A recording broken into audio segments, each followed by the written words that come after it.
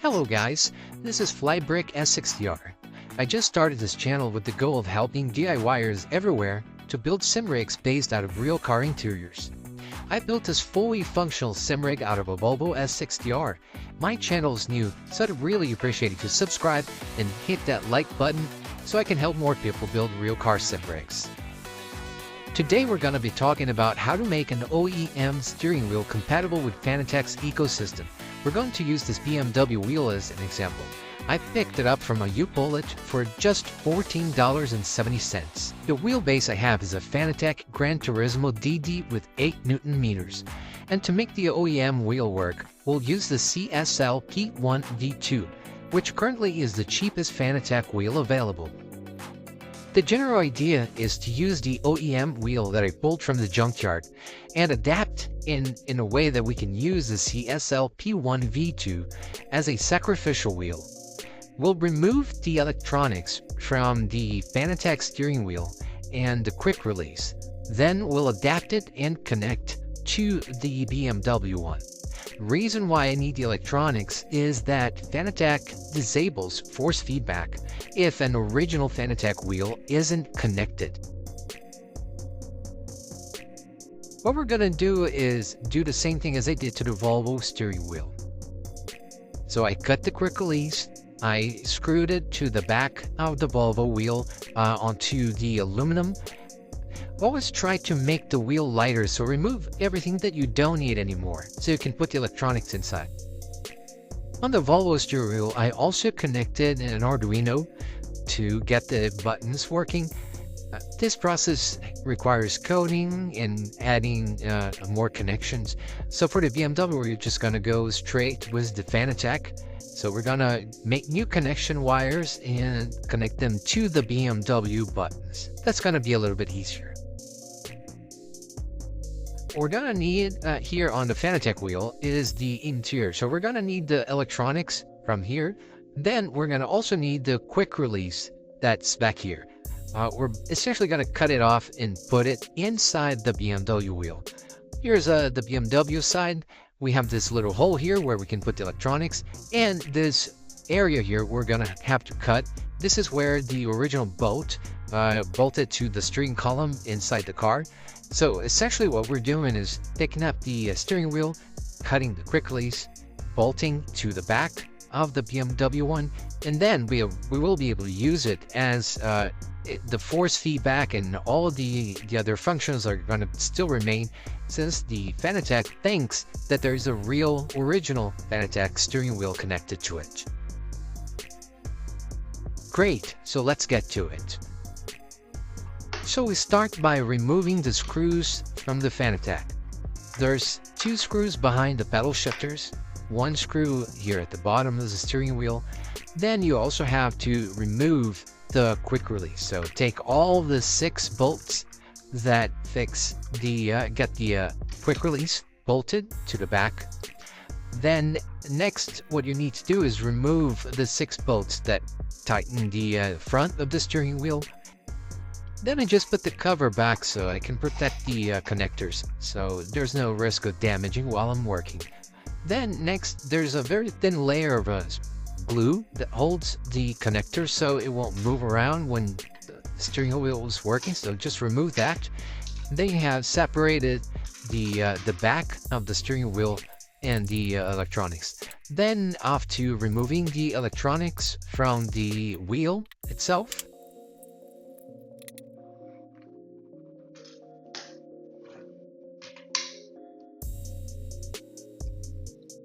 Next thing on the list is to make the wheel lighter. So remove everything you don't need, like this piece here. We don't need it anymore. Don't forget to put your safety glasses, and let's get to cutting. We need to take that piece out to make it flush so we can put the quick release. So here, just make a cut all around it and remove it.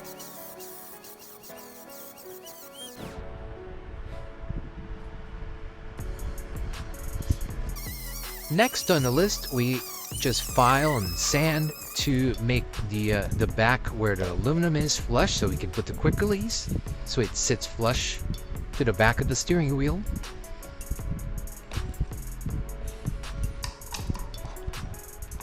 We then remove the quick release from the back again.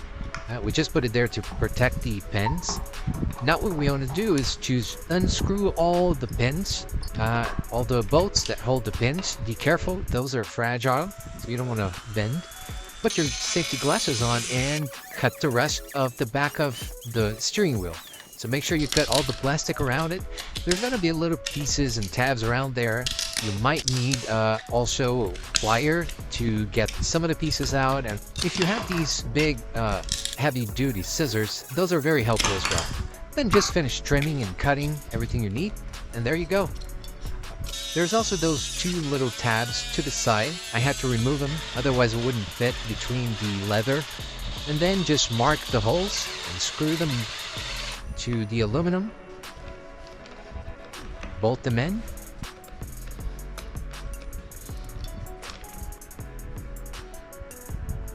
And there you go. And now we're ready to put the electronics inside the steering wheel and test it. So for now we're just placing it without tightening or putting it permanently. The idea here is just to test it. We're gonna move on to the next phase afterwards once we test it. That's the connection with the buttons.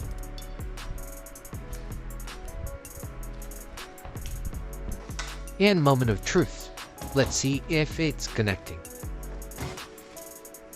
There, the wheelbase recognizes it, and you can turn and you see the wheel turning. Then now what we have to do is just to trim the airbag so it can fit inside the steering wheel again, because now we have the electronic, and the electronics is going to be right in the middle of that cover. So we need to trim it and cut it so it will fit again. That's where we're going to talk about how to make the buttons work. Here's a quick overview of how momentary switches work. Essentially, we have the positive and the negative, and they're broken down by that little thing in the middle. When you press the button, the connection is made and they detect a press. So this is essentially how it works. Now, the membrane switches on the Fanatec are similar to that, and we're just going to have to connect with the BMW ones, which are also similar. Here's an example. How do we find the negative and the positives? So usually the negative are all shared. So use a multimeter with the continuity test, and you try the probes, and when you hear that sound, that means there's a connection. So when you click and you see that several buttons will share the same, that's very likely the negative. When you have the other side, that will be the positive. So what you want to do is make sure you find all the negatives and all the positives so you can replicate that and connect to the Fanatec. So instead of using the buttons on the Fanatec, you use on the BMW. Now to connect the wires onto the VCB inside the Fanatec wheel, as you can see, I'm using the black wire there. It's connected to the chain of buttons that are all interconnected. So that black is shared by several buttons. Now I applied a little bit of solder iron to the little circles you see. Each little circle near a membrane switch, those are the positive.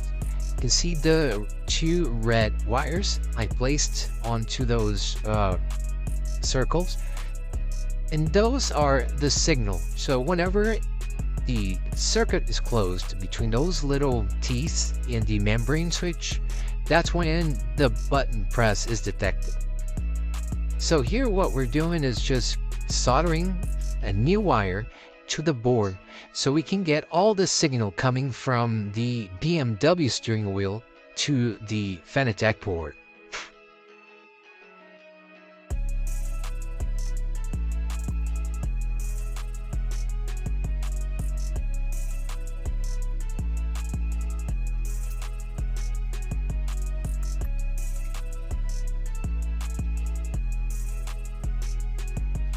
On the BMW buttons, just use a small flat head screwdriver to pry out the cover.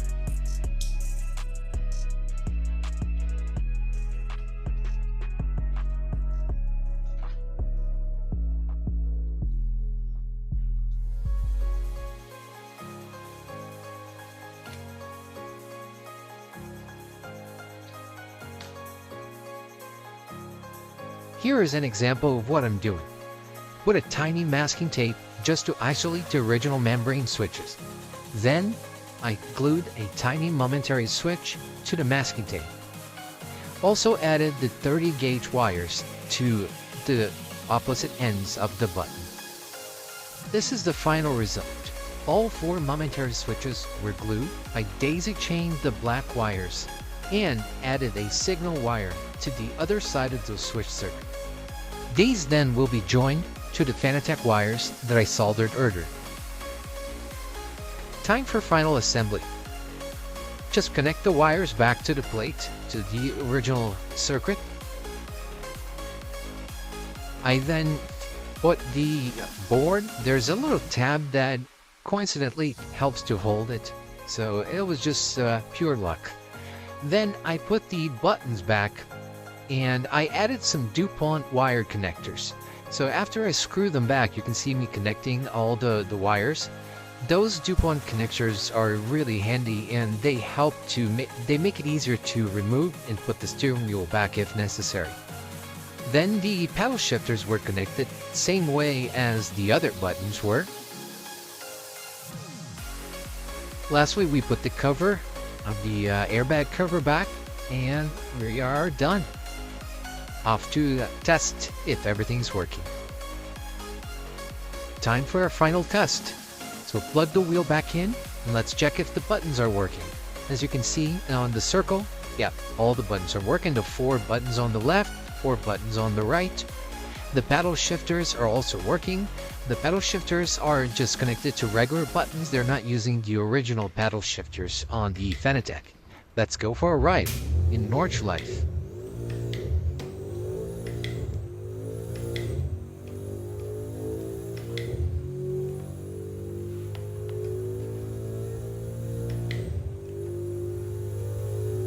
So that was it. That's how to install a OEM wheel to a Fanatec wheelbase.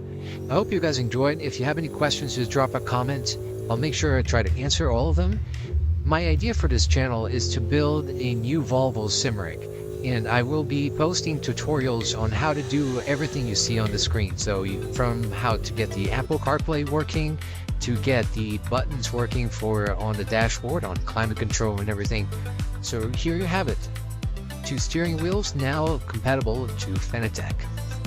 Follow if you're not following, hit that like button, and I hope to see you guys on the next one. Bye.